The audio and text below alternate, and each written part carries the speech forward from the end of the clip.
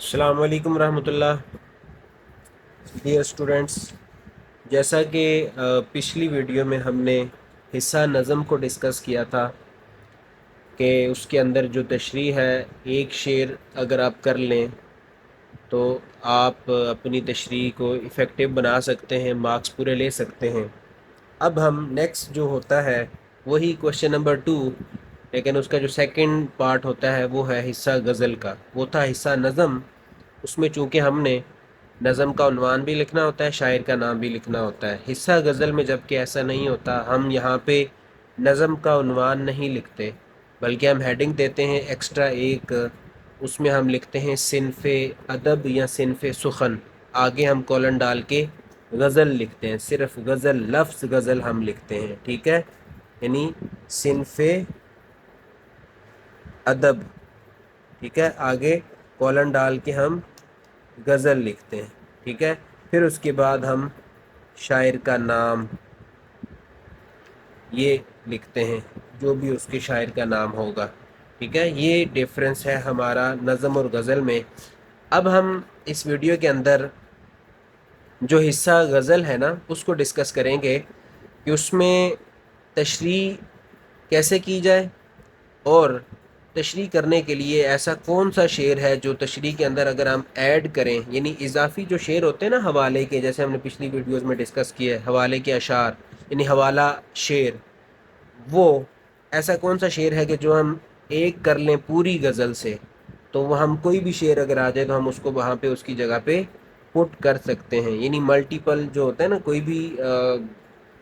نظم کا شعر آ جائے یا کوئی بھی غزل کا شعر آ جائے، حالانکہ غزل کا کانٹیکس سیم نہیں ہوتا، یعنی ایک کانٹیکس میں نہیں لکھی جاتی،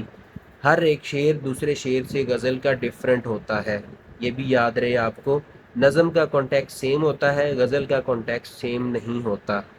ٹھیک ہے، یعنی مین جو آپ دیکھتے ہیں نا، اسی وجہ سے نظم جو غزل ہے اس کا عنوان نہیں دیا جاتا، کیونکہ اس کا کانٹیکس جب سیم نہیں ہے تو عنوان پھر کیسے اس کا دیا جائے۔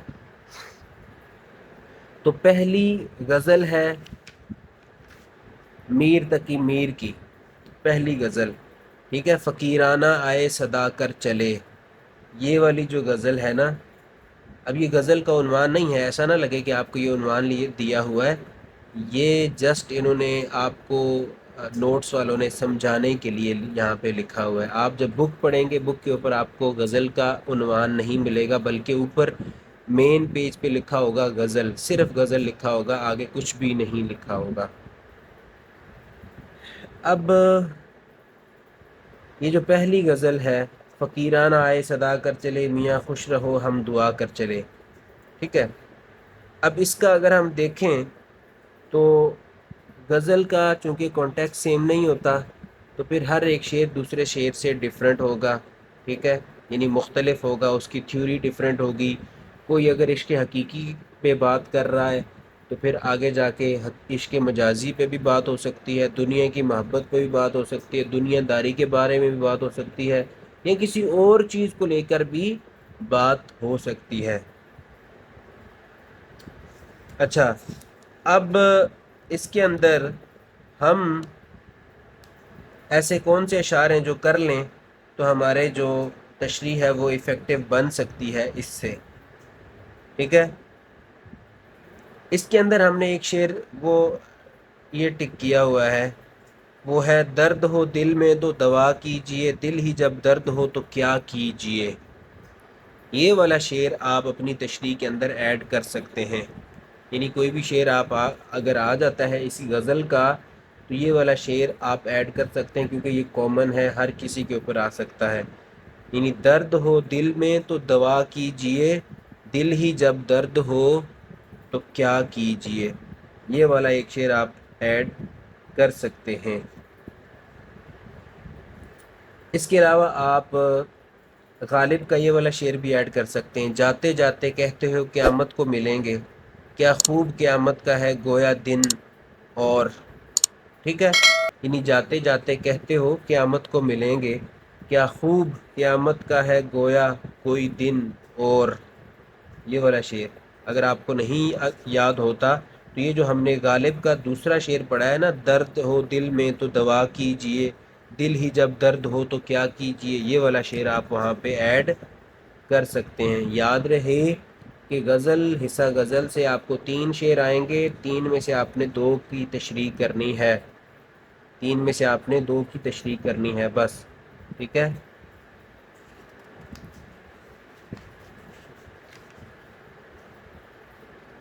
اب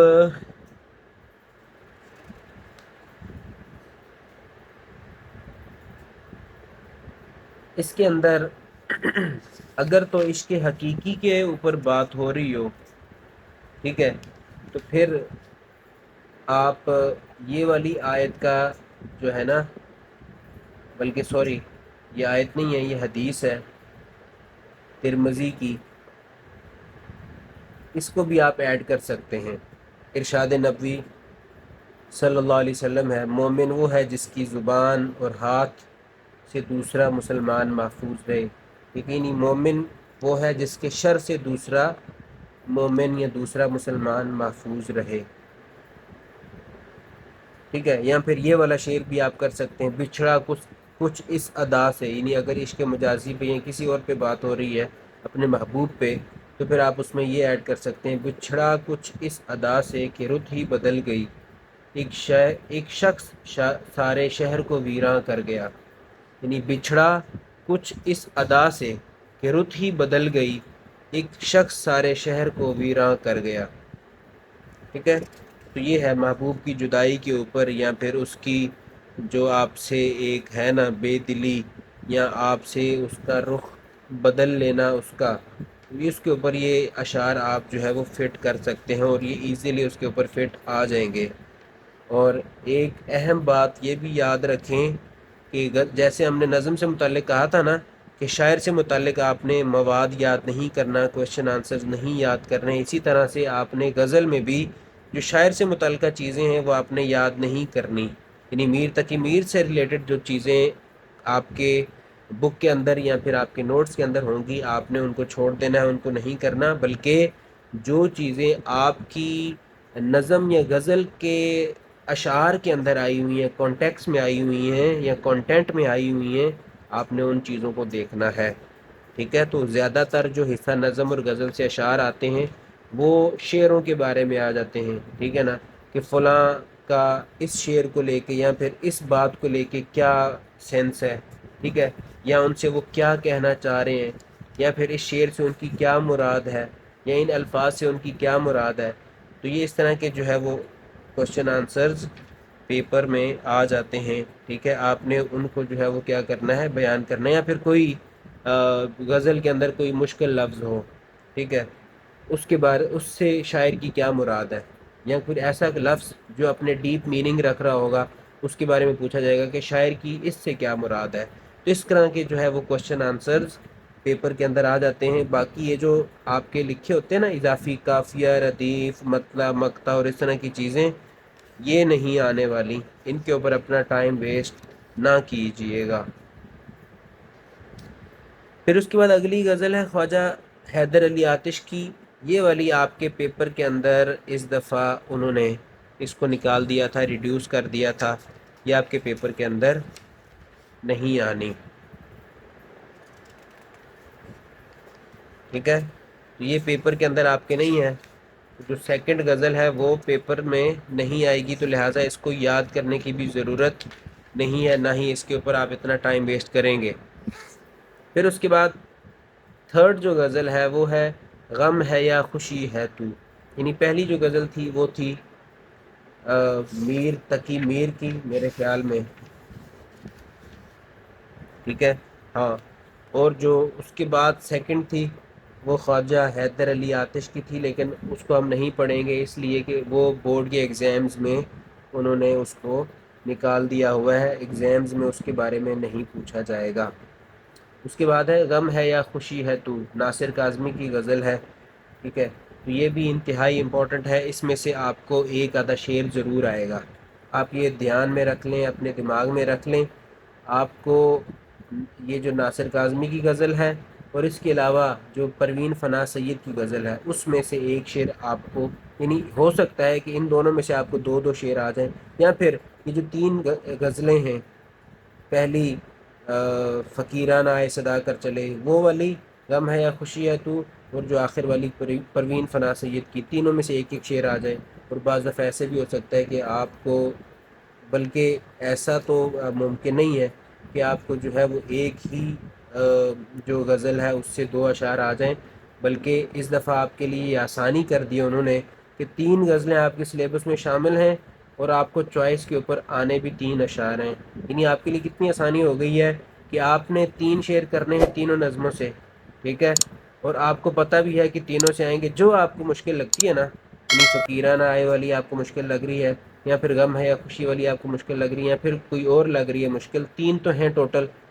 تو جو آپ کو مشکل لگ رہی ہے اس کو آپ چھوڑ دیں، باقی کی دو ان کو اچھے طریقے سے یاد کر لیں۔ کیوں؟ اس لیے کہ آنی تو تینوں میں سے ہے نا، تو تینوں میں سے ایک ایک شعر آئے گا، آپ نے کرنے دو ہیں، 4 نمبر کی تشریح آئے گی، آپ نے 2 کی تشریح کرنی ہے، یا 3 شعر آئیں گے لیکن ٹوٹل جو تشریح ہوتی ہے وہ 4 نمبر کی ہوتی ہے حصہ غزل سے، تو کرنی آپ نے 4 مارکس کی ہے، لیکن شعر آپ کے 3 آئیں گے، تو تینوں غزلوں سے ایک ایک شعر آپ کو آئے گا، تو یہ آپ کے لیے آسانی ہے۔ ورنہ پہلے یہ ہوتا تھا کہ 4 4 5 5 6 6 7 7 غزلیں ہوتی تھی، اب ان میں سے 3 جو ہے وہ اشعار آنے ہیں، تو اسٹوڈنٹس کے لیے مشکل ہو جاتا تھا اس کو یاد کرنا۔ تو یہ آپ کی آسانی کے لیے اس دفعہ یہ بھی ہے کہ 3 غزلیں ہیں اور تینوں میں سے 3 شعر آنے ہیں، ٹھیک ہے، اور کرنے آپ نے 2 ہیں۔ تو اگر اس میں سے آ جاتا ہے جو کہ آئے گا، ناصر کاظمی کی غزل جو ہے وہ غم ہے یا خوشی ہے تو، اس سے اگر آتا ہے تو یہ تو انتہائی آسان ہے، بچے بچے کو یہ والی غزل یاد ہے، اور یہ ترنم میں بھی آپ لوگوں کو سننے کو ملتی ہے، ترنم میں بھی لوگ اس کو پڑھتے ہیں۔ تو اس سے ملتے جلتے آپ کوئی بھی، جیسے مصیبت بھی راحت فضا ہو گئی، تیری آرزو رہنما ہو گئی، یعنی یہ اپنے محبوب سے سراسر جو ہے وہ آپ کو سامنے پتہ چل رہا ہے کہ آپ کے محبوب کی باتیں ہو رہی ہیں یہاں پہ، ٹھیک ہے۔ اب اس کے اندر کوئی بھی آپ شعر ایڈ کر سکتے ہو، تم کو دیکھا تو یہ خیال آیا، اب جیسے یہ شعر ہے نا، تم کو دیکھا تو یہ خیال آیا، زندگی زندگی دھوپ تم گھنا سایہ، ٹھیک ہے، تم کو دیکھا تو یہ خیال آیا، زندگی دھوپ تم گھنا سایہ، ٹھیک ہے، یہ محبوب کے بارے میں ہے۔ اس کے علاوہ بھری دنیا میں جی نہیں لگتا، جانے کس چیز کی کمی ہے ابھی، ٹھیک ہے، تو یہ شعر بھی آپ یہاں پہ ایڈ کر سکتے ہو۔ کوئی بھی، یعنی مختلف طرح کے آپ کو اشعار اس نظم کے اندر حوالہ شعر کی صورت میں آپ کو ملیں گے، آپ کسی کو بھی ایڈ کر سکتے ہیں جو آپ کو ایزی لگے۔ میں نے آپ کے سامنے 2 شعر رکھے ہیں، آپ ان 2 میں سے ایک کر لیجئے، آپ کی تشریح اچھی ہو جائے گی۔ یعنی بھری دنیا میں جی نہیں لگتا، جانے کس چیز کی کمی ہے ابھی، ٹھیک ہے۔ تو یہ تھا ناصر کاظمی کی غزل۔ آپ نے یہ یاد رکھنا ہے کہ شاعر کا نام ضرور یاد رکھنا ہے، جب آپ شاعر کا نام لکھ لیتے ہیں نا تو آپ کا 1 نمبر تو وہیں سے پکا ہو جاتا ہے نا۔ پھر اس کے بعد آخری غزل ہے، کاش طوفاں میں سفینے کو اتارا ہوتا، کاش طوفاں میں سفینے کو اتارا ہوتا، یعنی کاش کہ میں نے طوفان میں اپنی کشتی اتار دی ہوتی، ٹھیک ہے، بیابان میں اپنی کشتی کو اتار دیا ہوتا۔ پروین فنا سید کی یہ غزل ہے، انتہائی مزیدار غزل، انتہائی جو ہے وہ پڑھنے کے لائق غزل ہے، ٹھیک ہے، یعنی کاش طوفان میں سفینے کو اتارا ہوتا، ڈوب جاتا بھی تو موجوں نے ابھارا ہوتا، ٹھیک ہے، ہم تو ساحل کا تصور بھی مٹا سکتے تھے، لب ساحل سے جو ہلکا سا اشارہ ہوتا، یعنی اپنے محبوب کے بارے میں کہ ہم جو کنارہ ہے اس کا تصور مٹا دیتے کہ ہم نے کنارے پہ جانا بھی ہے کہ نہیں جانا، کیوں؟ اگر ساحل کی طرف سے ہمیں یہ اشارہ ہوتا، ٹھیک ہے، ہلکا سا بھی اشارہ کر دیتا نا، یعنی ہمیں ہمارا محبوب ہلکا سا بھی اشارہ کر دیتا تو ہم اپنی جان گنوا دیتے، یعنی اپنی جان کا نذرانہ پیش کر دیتے، یعنی محبوب کی ہاں میں ہاں ملا دیتے، لیکن محبوب نے ہم سے بے رخی کی۔ تو یہ بھی غزل جو ہے وہ انتہائی امپورٹنٹ ہے، اور اس سے آپ کو ایک آدھا شعر ضرور آنا ہے، اور ہو سکتا ہے یہ جو شعر نمبر 2 ہے یہ آپ کے پیپر میں آ جائے۔ تو ساتھ ساتھ میں آپ کو یہ بھی بتا دیتا ہوں کہ کون کون سے شعر جو ہے وہ امپورٹنٹ ہیں، ٹھیک ہے۔ اس کے اندر یہ والا جو شعر ہے نا یہ پیپر کے اندر آ سکتا ہے، یعنی تم ہی واقف نہ تھے آداب جفا سے، ورنہ ہم نے ہر ظلم کو ہنس ہنس کے سہارا ہوتا، یہ بہت دفعہ جو ہم نے فائنل ٹرم کے ایگزامز لیے ہیں اسکولوں میں، ٹھیک ہے نا، جو بچوں کے ہم نے پری بورڈ لیے ہیں، باقی جو چیزیں ہوئی ہیں 9th کلاس کی، ان کے اندر یہ شعر کامن آتا رہا ہے اور بچوں کو یہ پتہ بھی ہوگا۔ تو اس طرح کی جب چیزیں آ جائیں، یعنی اس طرح سے آسانی ہو جائے آپ کے لیے، تو پھر مارکس لینا انتہائی آسان ہے۔ تو آپ نے، بات وہی ہے کہ ہر ایک تشریح کے اندر ایک اضافی شعر آپ نے ضرور ایڈ کرنا ہے، تاکہ آپ کی جو تشریح ہے وہ اچھے جو ہے اس کی پریزنٹیشن اچھی ہو جائے اور آپ کو جو ہے اس کے نمبر اچھے ملیں۔ شاعر کا نام لکھنا آپ نے نہیں بھولنا، پیپر کی پریزنٹیشن، مارکر کا استعمال، مارجن لائن کیسے لگانی ہے، یہ ساری چیزیں آپ نے جو ہے وہ بر وقت کرنی ہے، تاکہ آپ کے جو ہے وہ 75 میں سے 70 پلس نمبر آ جائیں اور آپ اے گریڈ لینے میں کامیاب ہو جاؤ۔ ہماری تو یہ دن رات یہی کوشش ہے کہ ہمیں جو چیزیں ہمارے پاس مہیا ہیں، جو اویلیبل ہیں، ہم آپ تک پہنچائیں، تاکہ جتنا ممکن ہو سکے آپ اپنی تیاری کو یقینی بنائیں۔ انتہائی شارٹ سلیبس ہے، ٹھیک ہے، کوئی مشکل نہیں ہے اس میں، لیکن کیا ہے کہ آپ نے ٹائم کو خود مینیج کرنا ہے، وقت کا آپ نے خود خیال رکھنا ہے۔ کیونکہ اردو کے پیپر کے اندر موسٹلی بچوں کا یہی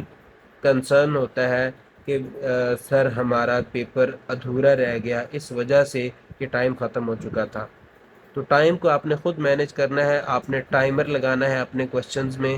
کہ بھائی میں نے یہ والا کوسچن اتنے منٹس میں کمپلیٹ کرنا ہے، یہ والا اتنے منٹس میں، یہ والا اتنے منٹس میں، پہلے سے ہی ڈیسائیڈ کر لیں۔ یعنی ایک ادا آپ اپنا پاسٹ پیپر دیکھ کے جائیں، آپ کو پتہ ہو، اندازہ ہو کہ یہ والا کوسچن اتنے مارکس ہے تو میں نے اس کو اتنا ٹائم دینا ہے، یہ والا اتنے مارکس کا ہے میں نے اس کو اتنا ٹائم دینا ہے، یہ والا اتنے مارکس کا ہے میں نے اس کو اتنا ٹائم دینا ہے، تو تاکہ آپ اپنا جو 3 گھنٹوں کا ٹینیور سارا ہے اس کو اپنے اس پیپر کے ارد گرد کمپلیٹ کر لیں، تاکہ آپ کے پاس لاسٹ پہ 15 سے 20 منٹ اگر بچ جاتے ہیں تو آپ اس میں یہ ہے کہ اپنے پیپر کو ایک دفعہ ریویو کر لیتے ہیں، دیکھ لیتے ہیں، جو مسٹیکس ہیں ان کو آپ دور کر لیتے ہیں، تاکہ کسی طرح سے بھی پیپر کو جو ہے وہ یہ نہ ہو کہ آپ پیپر بعد میں آپ کو ٹائم ہی نہ ملے پیپر کو دیکھنے کا، کہیں پہ کوئی مسٹیک ہو جاتی ہے، کہیں پہ کوئی ہیڈنگ رہ جاتی ہے، کہیں پہ کوئی مارجن لائن لگانے والی رہ جاتی ہے، یا کہیں پہ آپ نے جو ہے وہ شروع میں چھوڑ دیا ہوتا ہے کوسچن لکھنا، یا پھر ہیڈنگ دینا چھوڑ دی ہوتی ہے، آپ یہ سوچتے ہیں کہ اینڈ پہ جو ہے وہ ایک ساتھ ہی ہیڈنگز دوں گا ساری، وہ بعد میں رہ جاتی ہیں، پیپر چھین لیا جاتا ہے اور اینڈ پہ آپ کے مارکس جو ہے وہ پورے نہیں آتے، اس وجہ سے نہیں آتے کہ پیپر کی پریزنٹیشن نہیں تھی، ٹھیک ہے، آپ جو ہے وہ پیپر کو مینیج نہیں کر سکے اپنے ٹائم میں۔ تو لہٰذا اردو کا پیپر، کیونکہ ہر ایک چیز کی ڈیٹیل آپ نے لکھنی ہوتی ہے، ایکسپلینیشن دینی ہوتی ہے، ہر ایک چیز، خلاصہ لکھنا ہے تو ڈیٹیل، اقتباس کی تشریح لکھنی ہے تو ڈیٹیل، اشعار کی تشریح کرنی ہے تو ڈیٹیل، ٹھیک ہے نا، درخواست لکھنی ہے تو ڈیٹیل، مکالمہ لکھنا ہے تو ڈیٹیل، کہانی لکھنی ہے تو ڈیٹیل، یعنی ہر ایک چیز کو آپ نے ایکسپلین کرنا ہے۔ صرف ایک چیز ہے کہ آپ کو کوسچن آنسر کے اندر تھوڑا سا مارجن مل جاتا ہے، آپ وہاں پہ ان کو شارٹ کر کے لکھتے ہیں، باقی ہر ایک چیز کو آپ نے ایکسپلین کرنا ہوتا ہے۔ اور اینڈ والا جو کوسچن ہوتا ہے نا، کوسچن نمبر 9، جس میں جملوں کی درستی یا پھر جملوں کی تکمیل ہوتی ہے، وہ والا کوسچن آپ کو میں کہتا ہوں کہ آسان ہوتا ہے آپ کے لیے، جس میں آپ کو ٹائم کم لگتا ہے، صرف آپ نے جو ہے وہ جملے کمپلیٹ کرنے ہوتے ہیں یا پھر آپ نے جملے درست کرنے ہوتے ہیں۔ لیکن جن بچوں کی اس میں بھی تیاری نہیں ہوتی، وہ پھر وہاں پہ بھی سوچ رہے ہوتے ہیں کہ یہاں پہ اب کیا لگے گا، کیا لگائیں گے، ٹھیک ہے، تو اس کی بھی تیاری جو ہے وہ آپ کے لیے ضروری ہے۔ آپ اپنے جو ہے وہ گرامر کو بھی ساتھ ساتھ رکھیں، مذکر مؤنث واحد جمع، ٹھیک ہے نا، مترادف الفاظ، متضاد الفاظ، ان ساری چیزوں کی جو ہے وہ آپس میں گروپ اسٹڈی کیا کریں، پریکٹس کریں ان کی، ٹھیک ہے، تاکہ پیپر سے پہلے جو یہ چھوٹی چھوٹی چیزیں یہ آپ کی کلیئر ہوں، تاکہ آپ بڑی چیزیں جن کے زیادہ مارکس ہیں ان کے اوپر فلی فوکسڈ ہو کے ان کی تیاری کر سکیں اور اچھے گریڈ لے سکیں امتحانات میں۔ تو یہ پیپر کی جو ہے وہ تیاری کا ایک طریقہ کار ہوتا ہے کہ پیپر کو تیاری کرنی ہے، اس کو ٹائم کو کیسے آپ نے مینیج کرنا ہے۔ تو آپ نے ڈس ہارڈ نہیں ہونا، تیاری کو جو ہے وہ آپ نے کرتے رہنا ہے، یقینی بنانا ہے۔ انشاءاللہ نیکسٹ ویڈیوز میں ہم وہ والے چیپٹرز جو ان بچوں کے لیے ہوں گے جو اپنی فل بک تیاری نہیں کر سکتے، ٹھیک ہے نا، جو پوری بک کی تیاری کر کے پیپر نہیں دے سکتے، اگر وہ والے چیپٹر کر لیں تو وہ پاس ہو جائیں گے ایزیلی۔ تو ان کے پاسنگ کے لیے ہم جو ہے وہ نیکسٹ انشاءاللہ کل، کیونکہ پرسوں میرے خیال میں آپ کا 29 تاریخ کو پیپر ہے، تو کل سے پہلے ہم یہ ہے کہ وہ ویڈیوز اپلوڈ کر دیں گے. آپ نے ان ویڈیوز کو دیکھنا ہے اور اپنے لیے ان کو سود مند، فائدہ مند سمجھنا ہے. تو یہ سارا کام ہم آپ کے لیے کر رہے ہیں، تو اگر آپ محنت نہیں کریں گے تو پھر ہماری اس محنت کا کوئی فائدہ نہیں ہے جو ہم آپ کے لیے کر رہے ہیں. یقیناً آپ کو یہ ویڈیو اچھی لگی ہوگی، اور جو میری سجیشنز ہیں یہ بھی آپ کو اچھی لگی ہوں گی. ان کے مطابق عمل کریں، انشاءاللہ کامیابی آپ کا مقدر بنے گی.